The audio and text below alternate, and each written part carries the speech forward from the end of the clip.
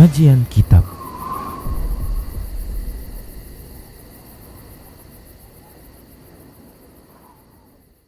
Bismillah, assalamualaikum warahmatullahi wabarakatuh. Innal hamdalillah nahmaduhu wa nasta'inuhu wa nastaghfiruh wa na'udzu billahi min shururi anfusina wa min sayyiati a'malina.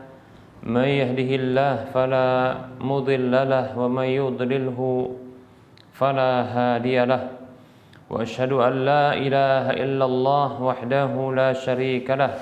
Wa asyhadu anna Muhammadan abduhu wa rasuluhu sallallahu alaihi wasallam. Qala Allah tabaraka wa ta'ala, ya ayyuhalladzina amanu taqullaha haqqa tuqatih wa la tamutunna illa wa antum muslimun.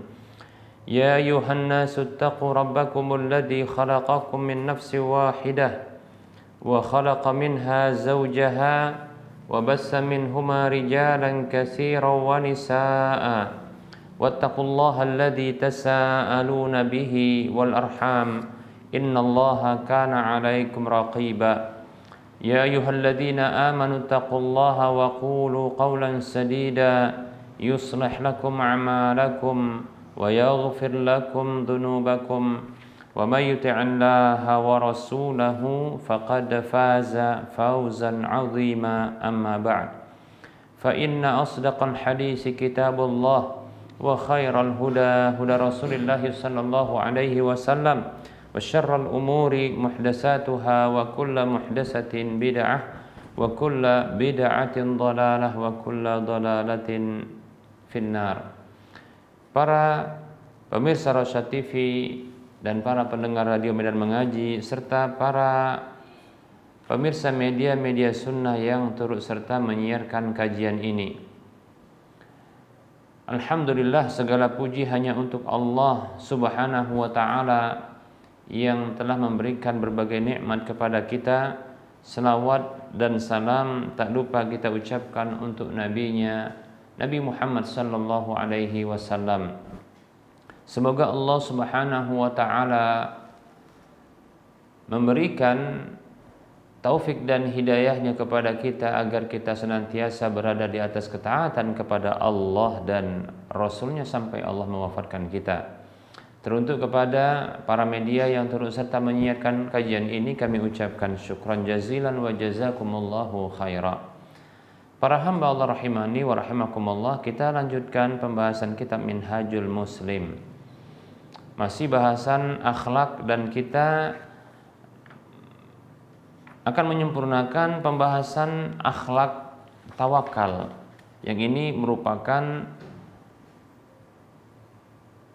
bentuk ibadah hati kepada Allah Subhanahu wa taala. Para hamba Allah rahimani wa rahimakumullah, tawakal yang maknanya adalah memasrahkan seluruh urusan kepada Allah Subhanahu wa taala, yaitu kepasrahan hati terhadap seluruh urusan kepada Allah Subhanahu wa taala. Nah, ini merupakan bentuk ibadah batin, yaitu ibadah hati. Oleh karenanya tidak boleh kita melakukan tawakal, menyerahkan urusan itu kepada selain Allah Subhanahu wa taala, yaitu di dalam hal-hal yang hanya dimampui oleh Allah saja. Maka tidak boleh kita memasrahkan urusan-urusan, yaitu hati kita pasrah ya dengan sepenuh jiwa ya, kepada selain Allah Subhanahu wa taala. Maka ini merupakan bentuk kesyirikan ya. Kecuali dalam beberapa hal-hal yang ini merupakan hal-hal yang dimampui oleh manusia untuk melakukannya. Seperti contohnya adalah memasrahkan urusan kepada ahlinya, ya, memasrahkan urusan kepada ahlinya. Maka bahkan ini yang dituntut, ya, baik para hamba Allah rahimani wa rahimakumullah, seperti menyerahkan urusan keagamaan kepada ahli ilmu,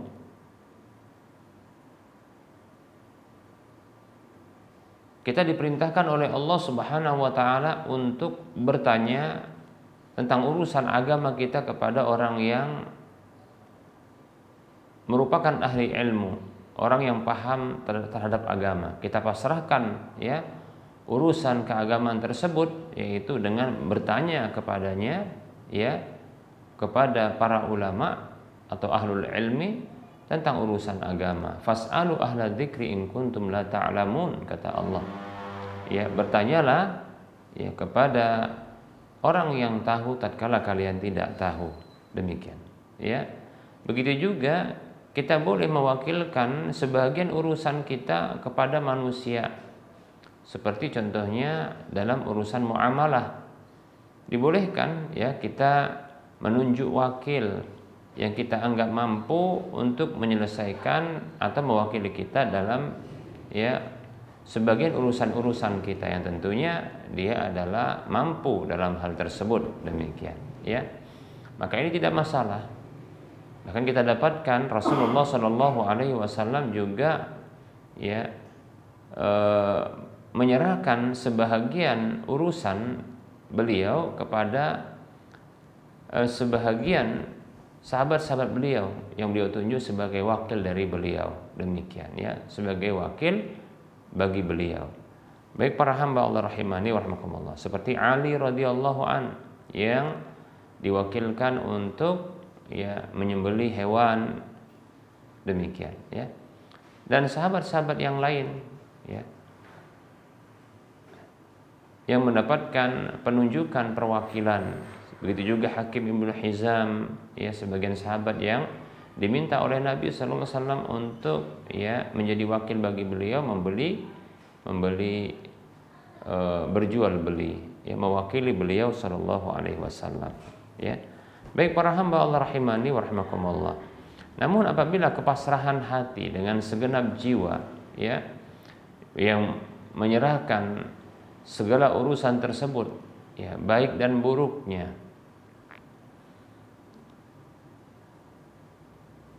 yang ini hanya menjadi kewenangan Allah Subhanahu wa taala dalam penentuan ya baik dan buruk tersebut, maka ini tidak boleh diarahkan kepada selain Allah ya. Ini hanya ya ditujukan kepada Allah. Inilah ibadah hati yang tidak boleh diarahkan kepada ya selain Allah Subhanahu wa taala.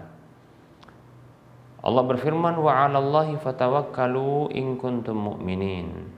Ya, dalam surah Al-Maidah ayat 23 Allah mengatakan, dan kepada Allah lah maka bertawakallah kalian jikalau kalian benar-benar beriman. Menunjukkan bahwasanya ya tawakal itu bagian dari keimanan ya, dan jangan sampai tawakal itu kepada selain Allah ya. Jadi tawakal kepada Allah itu adalah bagian dari keimanan. Nah, artinya kalau seandainya ya tawakal itu diarahkan kepada selain Allah, maka ini bukan bagian dari keimanan. Bisa jadi ini bagian dari kekufuran atau kesyirikan. Demikian ya. Baik para hamba Allah rahimani wa rahimakumullah. Nah, kita dapatkan di dalam Al-Qur'an ya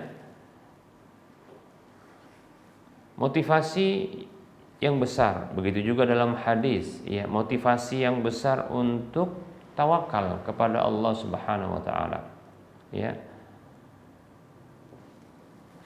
Seperti Allah Subhanahu wa taala berfirman di dalam surah Ali Imran ayat 159. Allah mengatakan, A'udzu billahi minasyaitonir rajim. Innallaha yuhibbul mutawakkilin. Sesungguhnya Allah mencintai orang-orang yang bertawakal. Maksudnya bertawakal kepada Allah Subhanahu wa taala. Bertawakal kepada Allah Subhanahu wa taala ini menyebabkan Allah Subhanahu wa taala cinta kepada hamba yang bertawakal kepadanya. Baik para hamba Allah rahimani rahimakumullah ya. Ini menunjukkan bahwasanya ya tawakal itu menyebabkan datangnya cinta Allah Subhanahu wa taala. Menunjukkan tawakal itu merupakan ibadah kepada Allah. Jadi kalau ada orang bertawakal kepada Allah, dia telah beribadah kepada Allah, maka didapatkan pahala tentunya, didapatkan kebaikan-kebaikan. Demikian. Ya. Baik para hamba Allah rahimani wa rahmakumullah. Dan dalam ayat yang kita sebutkan tadi dalam surah Ali Imran ayat 159, Allah akan mencintai ya orang yang bertawakal kepadanya. Demikian. Innallaha yuhibbul mutawakkilin. Sesungguhnya Allah mencintai orang yang bertawakal, yaitu bertawakal kepadanya. Ya, tentunya siapa yang tidak butuh cinta kepada Allah Subhanahu wa taala? Ya, tentunya kita sangat butuh cinta ya kepada Allah Subhanahu wa taala, dan begitu gembira dan senangnya ketika kita tahu Allah cinta dengan kita, ya. Kalau kita ngaku cinta kepada Allah, nah itu pengakuan yang kita katakan bisa saja dusta, ya. Banyak orang yang mengaku cinta tapi ternyata dia tidak membuktikan cinta, demikian, ya. Nah, bukanlah halnya, bukanlah standarnya itu pengakuan cinta, tapi bagaimana dia dicinta. Nah, seperti itu. Andaikan ada orang yang menyatakan cinta kepada kita, ya, maka ini luar biasa. Tapi kalau kita ya menyatakan cinta kepada orang lain, ya ini kita katakan ya setiap cinta pernyataannya butuh kepada bukti. Baik, Allah Subhanahu wa taala ketika menyatakan dia cinta kepada hambanya, maka cukuplah pernyataan itu, tidak butuh bukti, ya. Demikian. Nah, ternyata di antara hal yang membuat Allah cinta adalah tawakal kepada Allah Subhanahu wa taala, tawakal kepadanya. Ya, ini akan menghadirkan cinta. Ya. Untuk ya mendapatkan kecintaan Allah adalah kita melakukan hal-hal yang dicintai oleh Allah Subhanahu wa taala. Nah, ini adalah di antara ya keutamaan dari tawakal kepada Allah, yaitu mendapatkan cinta Allah Subhanahu wa taala. Baik, berikutnya para hamba Allah rahimani wa rahimakumullah, di antara ya keutamaan tawakal kepada Allah Subhanahu wa taala, maka Allah Subhanahu wa taala ya akan mencukupi orang yang bertawakal kepada Allah, mencukupi kebutuhannya, menyampaikan urusannya, ya, memudahkan ya berbagai ya kegiatan-kegiatannya. Allah Subhanahu wa taala berfirman di dalam surah At-Talaq ayat 3, Allah mengatakan a'udzu billahi minasyaitonir rajim, wa may yatawakkal 'ala Allahi fahuwa hasbuh innallaha balighu amrih qad ja'ala Allahu likulli syai'in qadra. Allah Subhanahu wa taala berfirman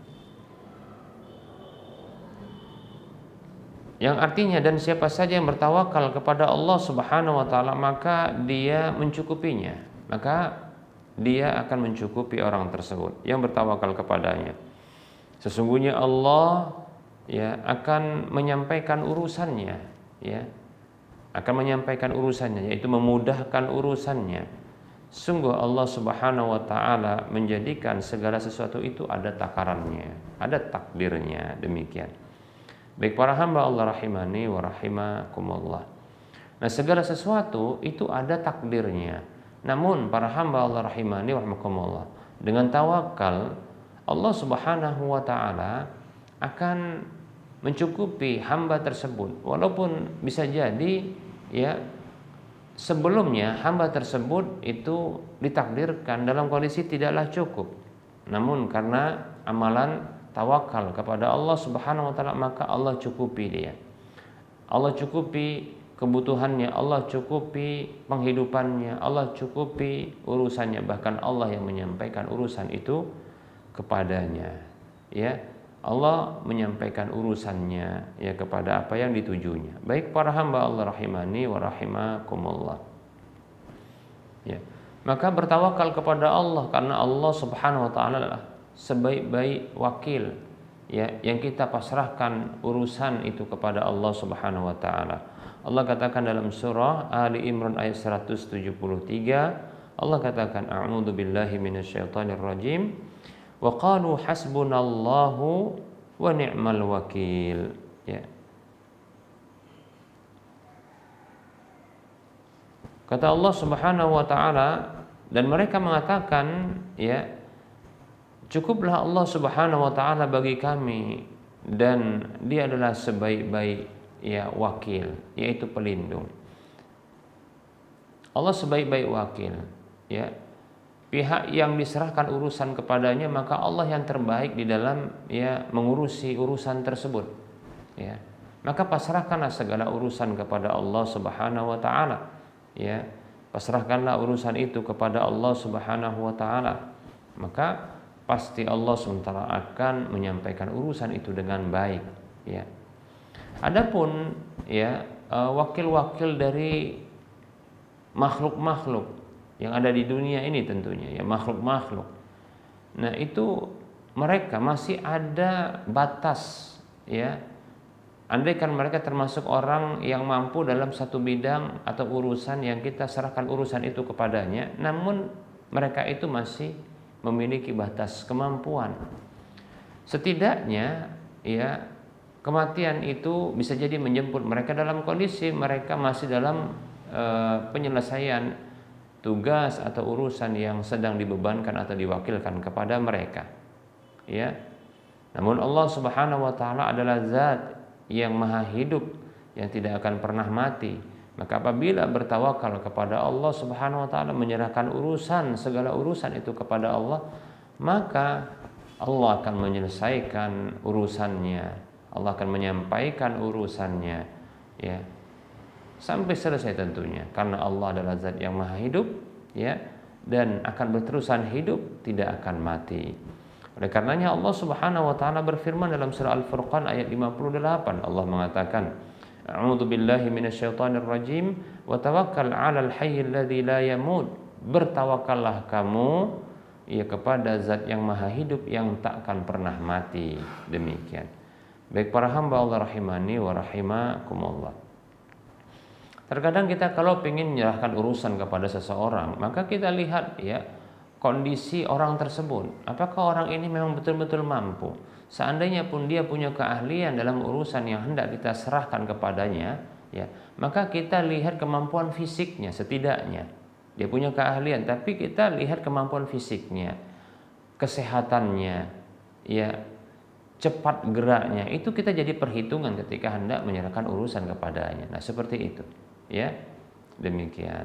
Nah, kenapa? Karena sangat mungkin dia akan sakit, lalu terhenti dan terhalang untuk menyempurnakan urusan kita. Nah, seperti itu, ya. Atau bahkan dia meninggal dunia, ya. Oleh karenanya, ya, inilah penghalang-penghalang yang terjadi bagi manusia ketika diserahkan urusan itu kepada mereka. Nah, di sini Allah Subhanahu wa taala memerintahkan untuk bertawakal, menyerahkan urusan itu kepada zat yang maha hidup yang tak akan pernah mati. Baik para hamba Allah rahimani wa rahimakumullah, di antara keutamaan dari, ya, tawakal itu kepada Allah Subhanahu wa taala, yaitu Allah Subhanahu wa taala akan menjamin rizki, ya, menjamin rezeki hamba tersebut. Nah, tentunya adalah tawakal, ya, yang dikolaborasikan antara keyakinan hati dan amalan fisik anggota badan. Nah, ini sudah kita sebutkan pada pertemuan yang lalu, ya. Nabi kita Muhammad sallallahu alaihi wasallam beliau bersabda dalam hadis yang diriwayatkan oleh Imam Ahmad dan yang lainnya, Rasulullah sallallahu alaihi wasallam bersabda, "Lau annakum tatawakkaluna 'ala Allahi haqqa tawakkulih la razaqakum kama yarzuqut tayra taghdu khimasa wa taruhu bitana." Kata Nabi sallallahu alaihi wasallam, andaikan sungguh bila kalian bertawakal kepada Allah, sebenar-benar tawakal, pastilah Dia memberikan rezeki kepada kalian sebagaimana Dia, ya, selalu memberikan rezeki kepada burung, ya.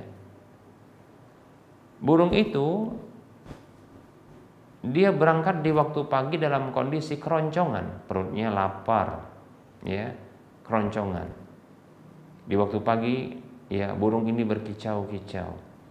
dia menatap hari di awal hari ya dengan penuh semangat, padahal mungkin ya energinya tersisa sedikit, tapi dia masih menatap hari dengan penuh ya optimisme, ya semangat demikian. Baik para hamba Allah rahimani wa rahimakumullah, maka dia pun berkicau-kicau menunjukkan senangnya, dan bisa jadi itu adalah zikirnya kepada Allah Subhanahu wa taala, tasbihnya kepada Allah Subhanahu wa taala. Demikian. Ya, Allah berikan rezeki tatkala dia berangkat, ya, wa taruhu bitana, dan dia kembali di waktu sore hari dalam kondisi kenyang, ya, seperti itu. Bahkan ya bisa jadi dia juga bolak-balik memberikan, ya, menyampaikan atau menghantarkan rezeki Allah Subhanahu wa taala kepada anak-anaknya karena dia telah menjadi induk, ya, seperti itu, ya. Masya Allah, kita katakan demikianlah Allah memberikan rezeki, ya. Maka jangan takut kita, ya. Yang penting tawakal kepada Allah Subhanahu wa taala dengan sebenar-benar tawakal, menggantungkan hati ini kepada Allah Subhanahu wa taala, menggantungkan harapan dan permintaan hanya kepada Allah Subhanahu wa taala. Nah, seperti itu, ya. Hati menyerahkan urusan itu kepada Allah. Tapi kita ambil sebab, kita menempuh sebab yang dengan sebab itu, ya, kita sekiranya bisa mendapatkan apa yang kita inginkan. Baik para hamba Allah rahimani wa rahimakumullah. Berikutnya para hamba Allah rahimani wa rahimakumullah. Ya. Di antara keutamaan dari tawakal para hamba Allah rahimani wa rahimakumullah tentunya adalah tawakal yang diucapkan dalam lisan, ya. Maka Allah Subhanahu wa taala akan mencukupinya sebagaimana tadi sudah kita sebutkan, ya. Allah Subhanahu wa taala akan mencukupinya. Allah akan menjaganya. Sebagaimana dalam hadis para hamba Allah rahimani wa rahimakumullah, ya. Rasulullah sallallahu alaihi wasallam bersabda,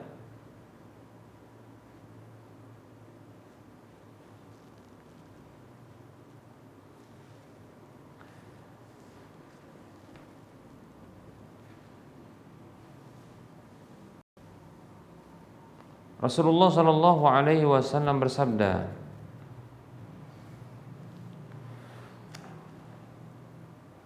dalam hadis yang sahih,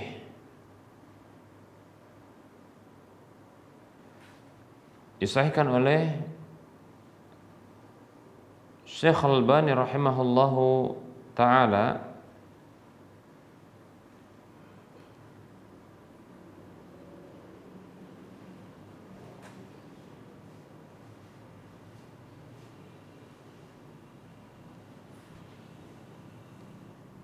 Rasulullah SAW bersabda, ya, idza kharaja ar-rajulu min baitihi, apabila seseorang itu keluar dari rumahnya lalu dia membaca bismillahi tawakkaltu 'ala Allahi la haula wala quwwata illa billah,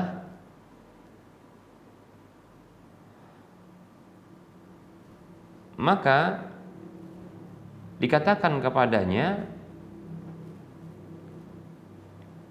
hudita, engkau diberi hidayah, diberi petunjuk.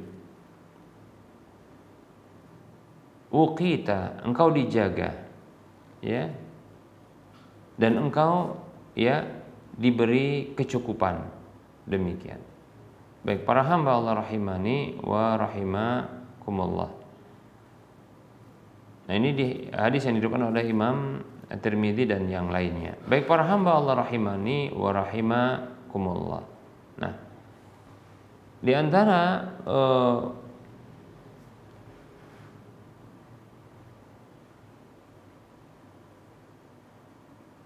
keutamaan yang disebutkan oleh Rasulullah SAW dari tawakal itu adalah dalam hadis yang kita sebutkan tadi. Itu seseorang yang dia mengucapkan dengan lisannya ya, bismillahi tawakkaltu 'ala Allahi la haula wala quwata illa billah. Ya. Dengan nama Allah aku bertawakal kepada Allah, tidak ada daya dan kekuatan kecuali milik Allah Subhanahu wa taala. Maka orang seperti ini dia dapatkan petunjuk dari Allah, ya dicukupkan ya urusannya dan dia dijaga oleh Allah Subhanahu wa taala. Demikian. Baik para hamba Allah rahimani wa rahmakumullah, kita sebutkan yang terakhir di antara ya keutamaan dari tawakal kepada Allah Subhanahu wa taala ya adalah ya bahwasanya di antara ciri orang yang masuk surga tanpa hisab dan tanpa adab ya adalah orang yang bertawakal hanya kepada Allah semata. Ya. Nabi Shallallahu alaihi wasallam ya menyebutkan dalam hadis yang diriwayatkan oleh Imam Muslim dan yang lainnya, Rasulullah mengkabarkan ya tentang ya orang-orang yang masuk surga tanpa hisab dan tanpa adab dengan jumlah 70.000 orang.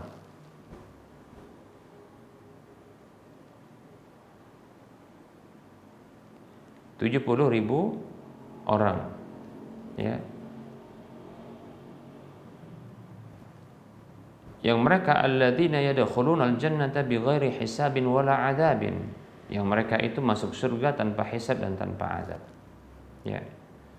Lalu Rasulullah memberikan ya ciri-cirinya, ya, humul ladzina la yastarqun wa la yaktawun wa la yatatayyarun wa ala rabbihim yatawakkalun.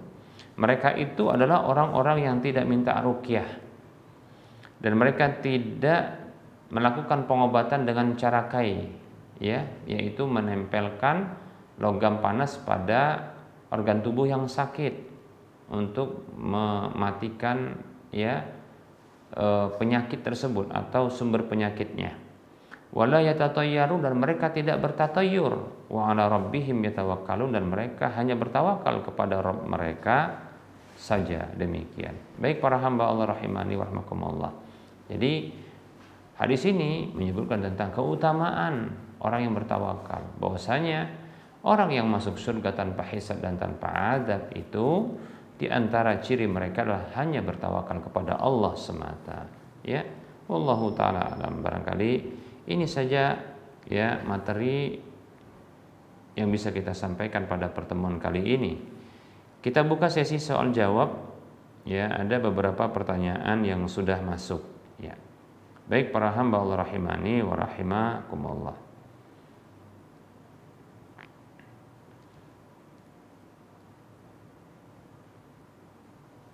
Pertanyaan yang pertama,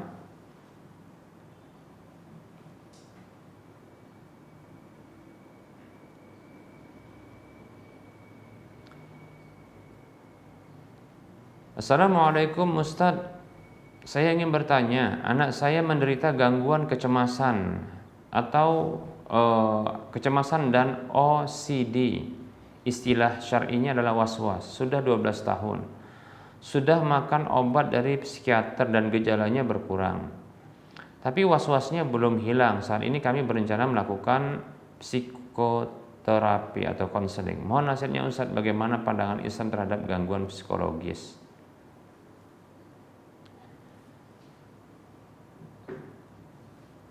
Waalaikumsalam warahmatullahi wabarakatuh. Ya, was-was ini memang datang dari syaitan. Ya, memang cara konselingnya atau cara terapinya adalah bisa dengan ya metode, kita katakan metode ya targhib, yaitu pemberian motivasi kepadanya. Ya. Ya, tentunya menghilangkan was-was itu terlebih dahulu, ya, penjelasan, ya, menggantungkan orang yang memiliki was-was itu hanya kepada Allah. Jadi diarahkan dia untuk bergantung kepada Allah, ya, bergantung kepada Allah, bersangka baik kepada Allah Subhanahu wa taala, demikian ya. Nah, ini barangkali akan diketahui apa bentuk spesifikasi dari was-was tersebut ya. Sehingga nanti barangkali ya bisa diarahkan ya penjelasan-penjelasan itu kepadanya, yaitu wejangan-wejangan terkait dengan was-was yang spesifik tersebut ya. Adapun saat ini barangkali ya kita hanya bisa memberikan secara umum ya. Insyaallah taala ya arahan atau bimbingan syar'i insyaallah bisa untuk menyelesaikan penyakit was-was ya. Was-was dari syaitan tersebut ya. Was-was itu tentunya karena ada mindset yang tidak tepat, ada pola pikir atau kita katakan anggapan yang tidak tepat sehingga muncul was-was ya, demikian. Maka ya dengan ya memberikan penjelasan tentang akidah yang benar, tauhid yang lurus, insyaallah taala ya ini akan membuat orang yang memiliki was-was tersebut akan ya hilang ya penyakit was-wasnya. Selain ada terapi-terapi seperti orang yang melakukan was-was itu melakukan bacaan-bacaan ya seperti itu ya. Yang jelas ya setidaknya memang butuh untuk berkomunikasi terlebih dahulu ya, demikian ya. Barangkali ini yang bisa disampaikan, wallahu taala a'lam.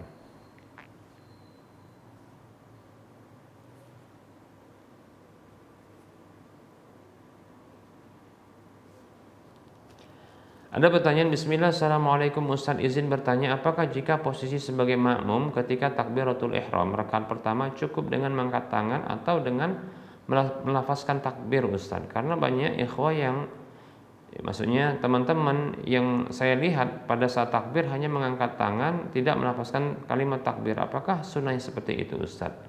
Ya, syukran jazakallahu khairan.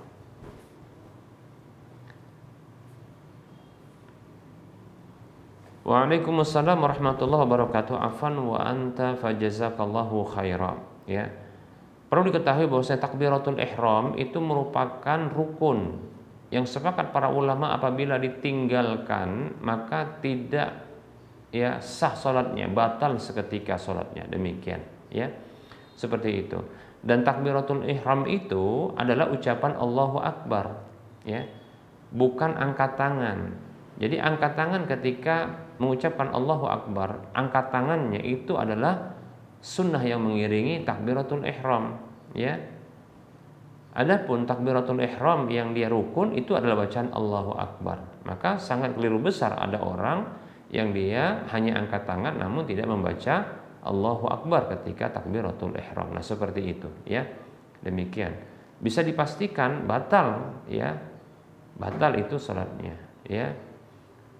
Kata Nabi SAW dalam hadis yang sahih, Nabi SAW mengatakan ya, miftahus salati at-tuhuru, wa pembuka kita katakan ya, pembuka salat itu, kunci salat itu adalah bersuci ya. Kemudian tahrimuha wa tahrimuha at-takbir wa tahliluha at-taslimu. Pengharam dari segala sesuatu yaitu adalah ucapan takbir dan penghalalnya adalah salam, demikian. Maksudnya penghalal dari segala hal yang diharamkan di luar salat. Nah, dengan salam maka bisa berbicara dan makan, minum seterusnya, demikian. Baik para hamba Allah rahimani rahimakumullah. Nah, hadis ini menunjukkan bahwasanya takbir dan salam itu merupakan rukun dalam sholat, demikian ya. Maka nggak boleh ditinggalkan ya, tidak boleh ditinggalkan. Nah, seperti itu. Nah, apabila kita melihat saudara-saudara kita yang dia terlihat mengangkat tangan namun tidak terdengar lafaz takbirnya, maka kita berbaik sangka ya bahwasanya dia mengucapkannya secara lirih, secara pelan begitu. Namun apabila kita mengenalnya, cukup ditanyakan, apakah kamu mengucapkan takbiratul ihram? Tidak boleh ya bertumpu kepada takbiratul imam tidak boleh ya. Masing-masing itu harus, masing-masing yang sholat Masing-masing orang yang sholat itu harus mengucapkan takbiratul ihram. Demikian. Kalau tidak, maka tidak sah sholatnya. Wallahu ta'ala a'lam.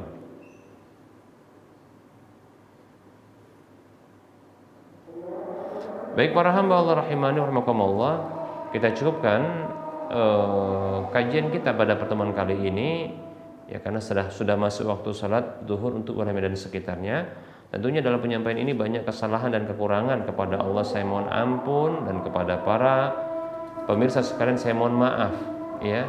Kebenaran maka ambillah, kekurangan maka tinggalkanlah. Sebelum kita mengakhiri perjumpaan ini, kita memberikan motivasi kepada saudara seiman, mari kita berdonasi untuk membebaskan lahan yang nantinya akan dibangun Masjid Al-Muwahhidin untuk wilayah Medan dan sekitarnya.